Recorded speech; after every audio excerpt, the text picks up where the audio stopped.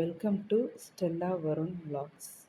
இன்றைக்கி நம்ம வீட்டில் என்ன சமையல்னால் ரெஸ்டாரண்ட் ஸ்டைலில் ஸ்குவிட் மசாலா செய்ய போகிறோம். ஸ்குவிட்டுன்றது கனவா மீன் நம்ம வாங்குறோம் இல்லையா, அதுதான் கனவா மீன். அதை பொடியாக கட் பண்ணி அதை ஃபஸ்ட்டு மேரினேட் பண்ணுறோம். மிளகாப் பொடி, உப்பு, இஞ்சி பூண்டு பேஸ்ட் போட்டு இதை நல்லா கலந்து விட்டு எல்லா பீசஸ்லேயும் இந்த மிளகாப் பொடி, உப்பு எல்லாம் நல்லா ஊறுற மாதிரி நல்லா கலந்து விட்டு நம்ம இதை ஊற வைக்க போகிறோம். 20 நிமிஷம் ஊறும் பொழுது இது நல்லா சாஃப்டாக ஆகிடும். சீக்கிரமாகவே இது குக் ஆகிடும். ஒரு 10 நிமிஷம் இதை நம்ம ஃபஸ்ட்டு ஸ்டேஜில் குக் பண்ணாலே போதும். இதுக்கு தேவையான பொருட்கள் வெங்காயம், தக்காளி, கருவேப்பிலை, கொத்தமல்லி, இஞ்சி பூண்டு பேஸ்ட் இதெல்லாம் நம்ம கட் பண்ணி எடுத்துக்கலாம். கட் பண்ணிவிட்டு நம்ம அடுப்பில் தோசைக்கல், நான் இரும்பு கல் வச்சுருக்கேன். இந்த கல்லில் தேவையான அளவு எண்ணெய் ஊற்றிக்கலாம். நான் கடலை எண்ணெய் ஊற்றியிருக்கேன். இந்த எண்ணெய் ஊற்றி இந்த எண்ணெய் கொஞ்சம் காஞ்ச பிறகு நம்ம ஊற வச்ச அந்த கனவா மீன் ஸ்குவிட்டை இதில் போட்டுக்கலாம். போட்டு இந்த எண்ணெயிலேயே நம்ம வதக்க போகிறோம். இது மொத்தமாகவே ஒரு 10 to 12 நிமிஷம் தான் நம்ம இந்த எண்ணெயில் வதக்க போகிறோம்.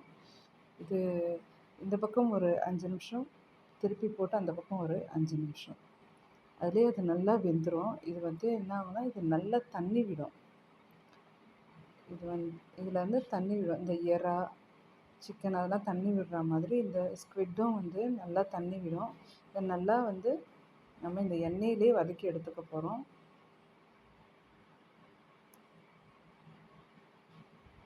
இதில் நம்ம ஆல்ரெடி மிளகாப் பொடி, உப்பு எல்லாமே போட்டிருக்கோம்.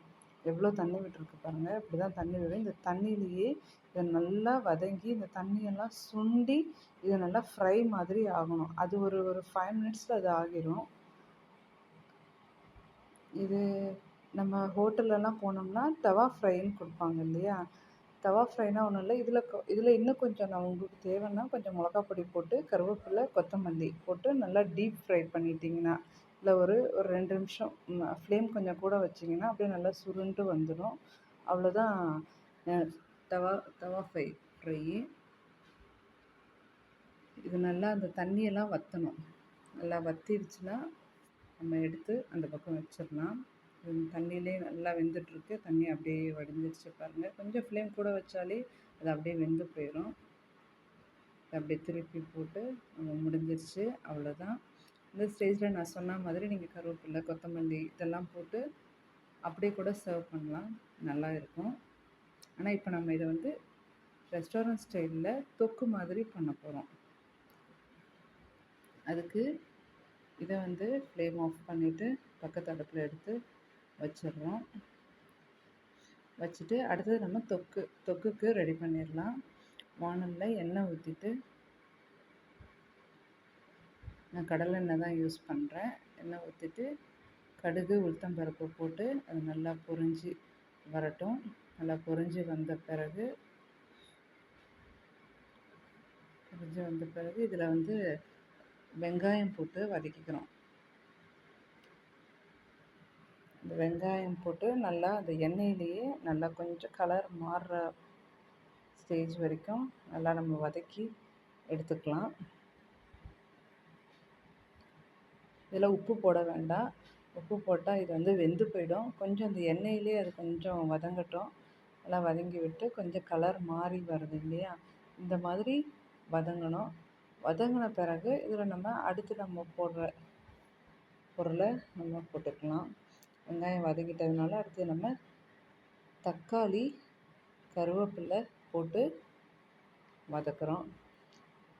இதில் கொஞ்சம் உப்பு போட்டுக்கலாம். அந்த தக்காளி நல்லா சீக்கிரம் வெந்து குழஞ்சி வரணுன்றதுக்காக நம்ம கொஞ்சம் உப்பு இதில் சேர்த்துக்கிறோம். சேர்த்துட்டு இதை நல்லா கலந்து விட்டு இது நல்லா மசிஞ்சு வரணும்.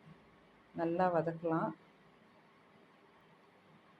அதுக்கு இதில் கொஞ்சம் தட்டு போட்டு மூடி வதங்க வைக்கலாம். நல்லா வதங்கி வரட்டும். நல்லா வதங்கியிருக்கு. பக்கத்தில் நம்ம அந்த பண்ண ஃப்ரை ரெடியாக இருக்குது. ரொம்ப கனவா மீனை ரொம்ப நம்ம ஃப்ரை பண்ணக்கூடாது. அதில் ஒரு 10 நிமிஷம் பண்ணியிருக்கோம். இதில் ஒரு 5 நிமிஷம் நம்ம பண்ண போகிறோம். இந்த தொக்குக்கு இன்னும் கொஞ்சம் காரம் தேவைன்றவங்க இந்த ஸ்டேஜில் கொஞ்சம் மிளகாப் பொடி ஆட் பண்ணிக்கலாம். எனக்கு காரம் போதும்.